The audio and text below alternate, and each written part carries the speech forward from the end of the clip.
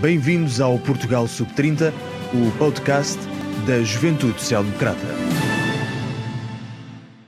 Começamos este episódio com uma boa notícia para a juventude portuguesa. A Lídia Pereira é a número 2 da lista do Partido Social Democrata às Europeias de 2019. Esta escolha demonstra que o PSD defenderá e apostará sempre na juventude portuguesa. Ainda mais, temos a certeza que os jovens portugueses estarão bem representados nesta lista do PSD, o que não se verifica nas outras listas já conhecidas para estas eleições. Como Rui Rio afirma, o futuro passa pelos jovens e nós, com a Lídia, teremos sim o futuro assegurado. No último episódio do podcast explicámos-te o que era e como estava a decorrer o processo de saída do Reino Unido da União Europeia, mas desde lá tivemos mais novidades que te vamos contar agora. A 12 de março, o Parlamento Britânico chumbou pela segunda vez o acordo de saída apresentado pelo Governo, criando ainda mais indefinição no processo. 14 de março, o Parlamento Britânico aprova uma moção apresentada pelo Governo no sentido de pedir uma extensão do prazo previsto para a saída. Nesse mesmo dia, foi chumbada uma proposta que pedia a prorrogação do artigo 50 para a realização de novo referendo. Estava prevista a nova votação do acordo a acontecer até dia 20 de março e Theresa May promoveu uma ronda de reuniões com o Partido Democrático Unionista da Irlanda do Norte, por forma a tentar converter o voto dos 10 deputados eleitos por este partido e assim influenciar alguns dos deputados do seu próprio partido que estão contra o acordo a aceitá-lo. Estas reuniões são importantes porque a principal barreira ao Brexit neste momento, e como te dissemos no último episódio, é precisamente a questão das fronteiras com a Irlanda e, portanto, o voto destes 10 deputados será essencial para que o Brexit ande para a frente. No dia 18 de março, John Bercow, o Speaker do Parlamento Britânico, que tem vindo a ganhar grande mediatismo internacional pelo seu grito característico de Order, lançou a bomba e proibiu Theresa May de apresentar pela terceira vez o mesmo acordo de saída e disse que só aceitaria a terceira votação caso existissem alterações substanciais no documento. 3 dias depois, o Conselho Europeu rejeitou o pedido de extensão do Brexit que havia sido feito até 30 de junho e aprovou uma extensão, sim, mas até dia 22 de maio, caso o acordo para o Brexit fosse aprovado no Parlamento Britânico durante esta semana. Se o acordo voltar a ser chumbado, o Reino Unido tem até dia 12 de abril para comunicar à União Europeia se sai sem acordo ou se pede nova extensão do prazo, pois é até este dia que o Governo deve indicar se pretende ou não realizar eleições europeias no seu país. Com esta aprovação de extensão de prazo pelo Conselho Europeu e com a obrigatoriedade de votação de acordo pelo Parlamento Britânico para se perceber qual das duas datas será aplicada, a proibição de John Bercow cai por terra e o acordo vai mesmo voltar à votação. E o que é que vai acontecer? Na verdade, ninguém sabe e as alternativas continuam todas em aberto. Ora vejamos, se o Parlamento chumbar o acordo pela terceira vez, o Governo britânico tem de comunicar à União Europeia até dia 12 de abril se sai no modo hard Brexit ou no deal, ou se por outro lado pede nova extensão dos prazos. Se o acordo for aprovado, o que nos parece pouco provável, o Reino Unido sairá formalmente da União Europeia no dia 22 de maio. Mudando de tema, vamos agora focar-nos no Dia Nacional do Estudante. A 24 de março comemorou-se este dia e é por isso que te trazemos o tema mais emergente para os estudantes portugueses na atualidade, o alojamento estudantil. Cada vez é mais difícil um estudante deslocado arrendar casa para estudar fora da sua cidade natal, como todos sabemos. Há camaratas com camas a 250 euros e quartos a rondar os 400 euros ou mais.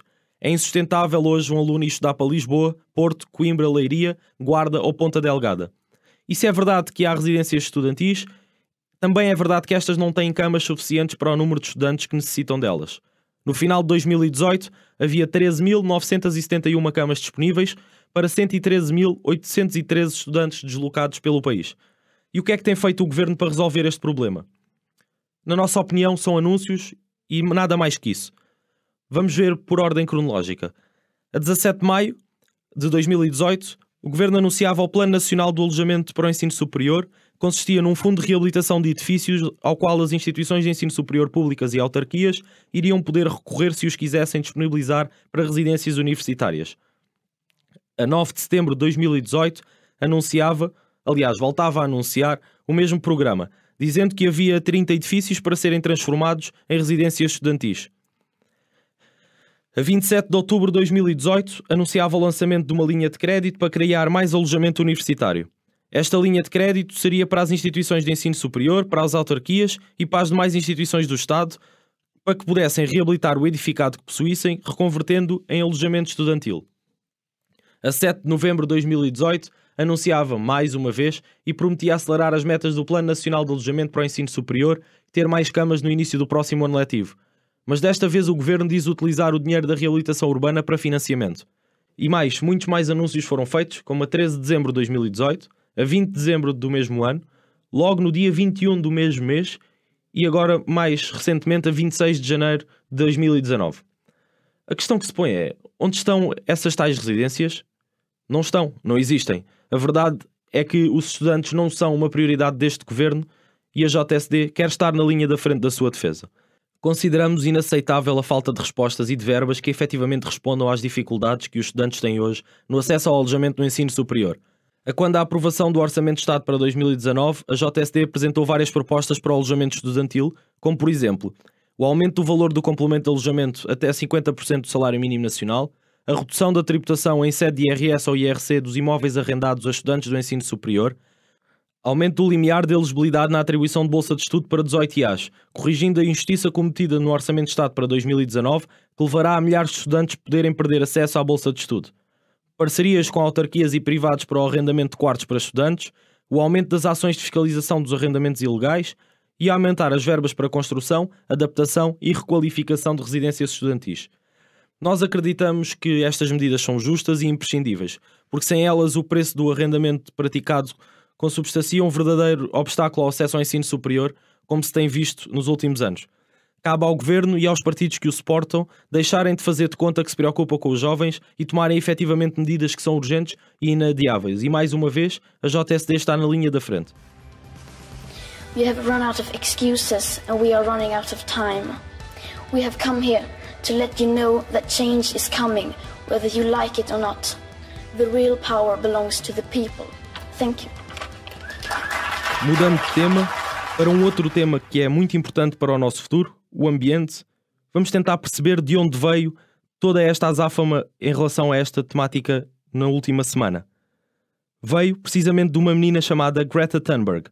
Tem 16 anos e é sueca. Tem dado nas vistas pelos sucessivos apelos a mudanças mundiais urgentes em relação aos problemas ambientais. Começou a sua luta quando decidiu fazer greve às aulas para protestar contra as alterações climáticas. Daí, foi convidada para discursar na Cimeira do Clima das Nações Unidas. Falou sem papas na língua e sem medo de apontar o dedo aos líderes mundiais que, segundo a jovem, não são maduros o suficiente para encarar os factos e estão a deixar o peso das alterações climáticas para as crianças. Para Greta, a nossa civilização está a ser sacrificada para que um número muito pequeno de pessoas continue a lucrar enormes quantias de dinheiro. A nossa biosfera está a ser sacrificada para que pessoas ricas possam viver luxuosamente. É o sofrimento de muitos que paga pelos luxos de poucos. Greta foi, entretanto, nomeada para receber o Prémio Nobel da Paz pelo ativismo em nome da defesa do clima. E qual é a importância deste tema? Primeiro temos a justiça climática. Há uma necessidade efetiva de mudar a forma como funciona a economia, nomeadamente o facto de estar viciada em combustíveis fósseis. Sabemos, pelo menos desde o Acordo de Paris em 2015, que não pode haver quaisquer novos combustíveis fósseis e, apesar disso, ainda temos de andar por todo o mundo, incluindo em Portugal, a lutar contra projetos para a exploração de petróleo, gás e carvão. Temos de garantir que a transição para um novo sistema de produção tem de ter como prioridade a máxima equidade social e justiça social. A alternativa a isto é só criar novas áreas de negócio. Segundo, temos de entender que efetivamente isto é uma crise, e não sairemos de nenhuma crise sem a tratarmos como tal. A emergência climática é a maior crise que a humanidade já enfrentou.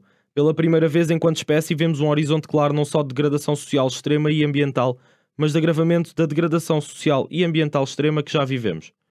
Isto ameaça irreversivelmente as bases materiais que permitiram a existência da agricultura, da escrita e da civilização. São urgentes ações consequentes para resolver esta crise. Isso implicará a reconfiguração da nossa relação uns com os outros e com o meio que nos sustenta, ou mantendo-se a atual tendência, o nosso colapso coletivo. A emergência é assumida até por negacionistas climáticos e oportunistas de toda a espécie. O estado de exceção está cada vez mais presente na maneira como se governam as nações e as ameaças autoritárias só se agravam com o aumento da frequência de fenómenos climáticos extremos, catástrofes naturais, migrações em massa e escassez crescente de bens totalmente básicos como a água e os alimentos. Se não tratarmos as alterações climáticas como uma emergência para salvar as pessoas, outros tratá-las-ão como uma exceção para destruir pessoas e comunidades. Qual é o impacto que Greta teve em Portugal? Greta Thunberg apelou uma greve no dia 15 de março. Esta greve apelava aos jovens que, em vez de irem às aulas, fossem manifestar-se contra a inércia do governo face às alterações climáticas. A greve escolar de Greta Thunberg contagiou milhares de estudantes por todo o mundo. As manifestações decorreram em mais de 100 países, entre a Europa, a Ásia e os Estados Unidos da América. Em Portugal, um grupo de estudantes incentivou os colegas a faltarem às aulas para dizerem aos governantes que as alterações climáticas deveriam ser uma prioridade. Pelo menos 26 cidades associaram-se à greve, não só no continente, como nos arquipélagos da Madeira e dos Açores. As greves tiveram discursos, cânticos, cartazes e instalações de sensibilização. Esta foi a primeira manifestação do país a unir todos os alunos, desde crianças do jardim de infância até alunos de doutoramento. O ambiente é uma das preocupações que fazem parte do património da Juventude Social-Democrata. Recordamos que fomos nós quem liderou o movimento de contestação à energia nuclear em Portugal no início da década de 80. Saudamos por isso a iniciativa dos milhares de jovens que em Portugal e pelo mundo fora reclamam por mais medidas para proteger o ambiente. Estamos juntos. Passando agora para um tema que nos chocou. No dia 15 de março, o mesmo dia que a greve estudantil, um cidadão australiano de 28 anos reivindicou um atentado a 2 mesquitas na Nova Zelândia, em Christchurch, a terceira maior cidade do país. Transmitiu o atentado durante 17 minutos através do Facebook. Deixou um manifesto de 74 páginas anti-imigração, servindo de justificação para as suas ações. Ao todo, morreram 49 pessoas e pelo menos 48 ficaram feridos, sendo este o ataque mais mortífero naquele país. O atirador, Brenton Tarrant, já foi presente a juiz, tendo sido acusado de homicídio, voltando a tribunal no dia 5 de abril. Apesar de algemado, após a leitura da sentença, fez um ok invertido associado a grupos de supremacia branca. A Polícia Judiciária está a investigar a passagem do atirador por Portugal na sua visita ao Convento de Cristo, associada à Ordem dos Templários, responsável pela expulsão de muçulmanos da Europa. Por todo o lado, multiplicaram-se os gestos de apoio à comunidade islâmica da Nova Zelândia, desde a Primeira-Ministra aos cidadãos anónimos. Mas a comunidade islâmica diz que não é de agora que se queixam de discriminação. O que é que isto significa politicamente? A Primeira-Ministra da Nova Zelândia já prometeu uma mudança nas leis das armas da Nova Zelândia. Também importa fazer uma reflexão nas ações de extrema-direita e na sua intolerância, mas também refletir em vários problemas de imigração, apesar de não ser uma realidade em Portugal, mas que é em vários países da Europa e do mundo, onde as minorias étnicas dominam certos bairros, distanciando-se do resto da sociedade.